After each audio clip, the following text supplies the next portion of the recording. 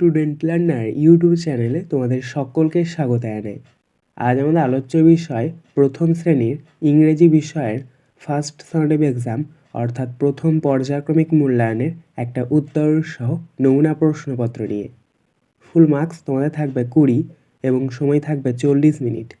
এই প্রশ্নপত্রের সমস্ত প্রশ্নগুলি তোমাদের প্রথম পরীক্ষার জন্য ভীষণ গুরুত্বপূর্ণ, তাই তোমরা ভিডিওটি প্রথম থেকে শেষ অবধি সম্পূর্ণ দেখবে। সরাসরি স্ক্রিনে তোমরা উত্তর সহ নমুনা প্রশ্নপত্রটা দেখতে পাচ্ছ। 1. চুজ দ্য রাইট মিনিংস 1 × 4 = 4, অর্থাৎ সঠিক মিনিংটাতে তোমাদেরকে রাইট চিহ্ন দিতে হবে। দেখো প্রথম রয়েছে কয়েকটা, অর্থাৎ এরটা পদময় পদ্ম। তো পদ্মকে ইংরেজিতে কি বলা হয়? LILY লিলি না LOTUS লোটাস? অবশ্যই লোটাস, তাই এটার উপর আমরা টিক চিহ্ন দেবো, কারণ আমরা জানি লোটাস মানে হচ্ছে পদ্ম। বিয়েটা দেখো আঙুর, আঙুরকে ইংরেজিতে কি বলা হয়? GRAPES গ্রেপস না MANGO ম্যাঙ্গো? সঠিক উত্তর হবে গ্রেপস, তাই এটার উপর আমরা টিক চিহ্ন দেবো। সিয়েটা দেখো ছাগল, ছাগলকে ইংরেজিতে কি বলা হয়? COW কাউ না GOAT গোট? সঠিক উত্তর হবে GOAT গোট, এটার উপর আমরা টিক চিহ্ন দেবো। ডিএটা দেখো বাক্স, বাক্সকে ইংরেজিতে কি বলা হয়? BOX বক্স না BUS বাস? সঠিক উত্তর হবে BOX বক্স, তাই এটার উপর আমরা টিক চিহ্ন দেবো। 2. Right words with the following letters 1 × 4 = 4, অর্থাৎ যে সমস্ত লেটারগুলো তোমাদেরকে দিয়ে দেওয়া হয়েছে সেগুলো দিয়ে তোমাদেরকে শব্দ তৈরি করতে হবে। প্রথমে রয়েছে দেখো জে দিয়ে, তো আমরা জে দিয়ে শব্দ তৈরি করতে পারি JACKAL জ্যাকেল অর্থাৎ শিয়াল।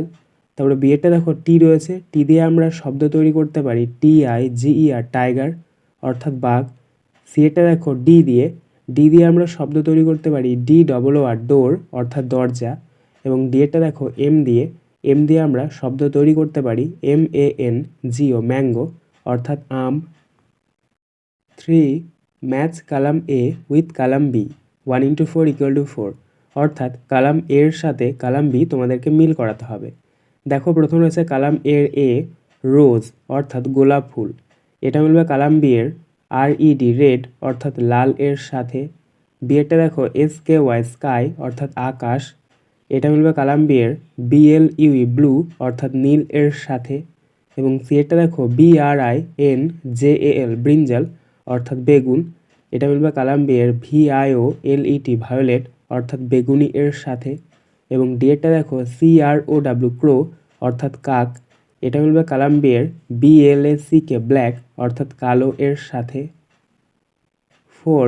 Write the name of our body parts 1/2 × 4 = 2, অর্থাৎ আমাদের বিভিন্ন শরীরের অংশগুলির নাম লিখতে হবে। দেখো তোমাদের এখানে ছবি দিয়ে দেওয়া হয়েছে, ছবি অনুযায়ী তোমাদেরকে লিখতে হবে। প্রথমে রয়েছে দেখো একটা চোখের ছবি, চোখকে ইংরেজিতে আই বলে, তাই আমরা শূন্যস্থানে লিখবো EYEI। তারপর রয়েছে দেখো একটা নাকের ছবি, নাককে ইংরেজিতে নোজ বলে, আমরা শূন্যস্থানে লিখবো NOSE নোজ। সিয়েরটা দেখো একটা হাতের ছবি দেওয়া রয়েছে, হাতকে ইংরেজিতে হ্যান্ড বলে, তাই আমরা শূন্যস্থানে লিখবো HAND হ্যান্ড। এবং ডিএরটা দেখো একটা কানের ছবি দেওয়া রয়েছে, কানকে ইংরেজিতে ইয়ার বলে, তাই আমরা শূন্যস্থানে লিখবো EAR ইয়ার।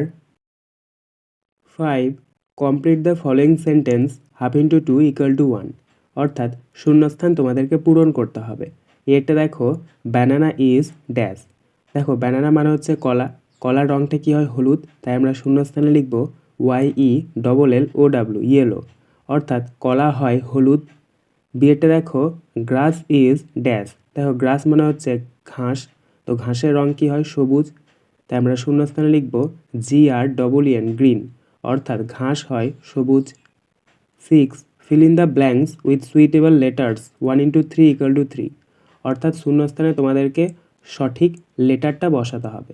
দেখো প্রথমে রয়েছে এরটা GN, এখানে আমরা শূন্যস্থানে বসাবো ইউ, তাহলে এটা হচ্ছে GUN গান অর্থাৎ বন্দুক। তারপরে বিয়েরটা দেখো CT, এখানে আমরা শূন্যস্থানে বসাবো এ, তাহলে এটা হচ্ছে CAT ক্যাট অর্থাৎ বিড়াল। এবং সিয়েরটা দেখো AS, এখানে আমরা শূন্যস্থানে বসাবো এস, তাহলে এটা হচ্ছে ASS মানে হচ্ছে গাধা। 7. Write the name of the picture 1 × 2 = 2, অর্থাৎ ছবির নাম তোমাদেরকে লিখতে হবে। দেখো প্রথমে রয়েছে একটা বলের ছবি অর্থাৎ ফুটবলের ছবি, তাই আমরা শূন্যস্থানে লিখব FOOT BALL বল, ফুটবল। এবং বিয়েরটা দেখো একটা গাছের ছবি রয়েছে, গাছকে ইংরেজিতে বলা হয় ট্রি, তাই আমরা শূন্যস্থানে লিখব TREE ট্রি, অর্থাৎ গাছ। আজকের আলোচনা পর্বটি এখানেই শেষ হলো।